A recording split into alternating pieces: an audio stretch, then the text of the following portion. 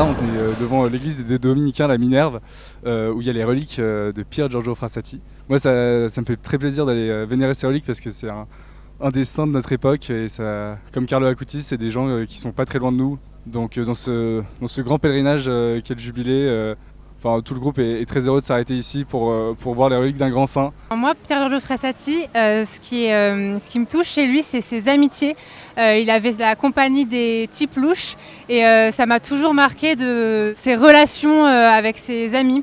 Et que tout ça, ça nous mène aussi à la sainteté, en plus de plein d'autres choses.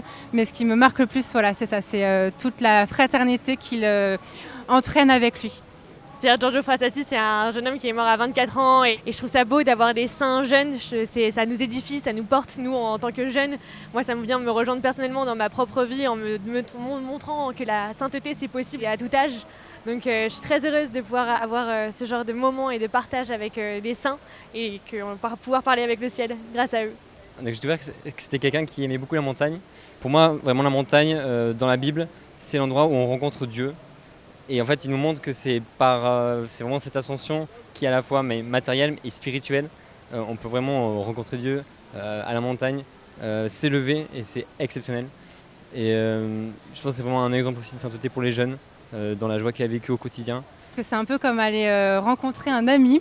J'ai ressenti une paix, une joie immense et je me suis dit, je lui ai dit, ça me fait trop plaisir de te voir, comme ce qu'on dit à nos amis quand on va les voir, quand on les rencontre. C'est se remettre les choses à leur juste place, c'est vraiment de se dire que c'est un pont entre la terre et le ciel. C'est voir quelque chose de matériel, le corps terrestre, et en même temps qui est déjà avec le ciel, le corps ressuscité.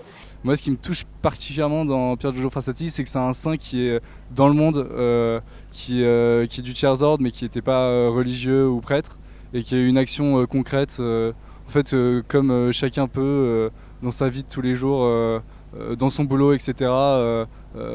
Être saint à l'image de Frassati.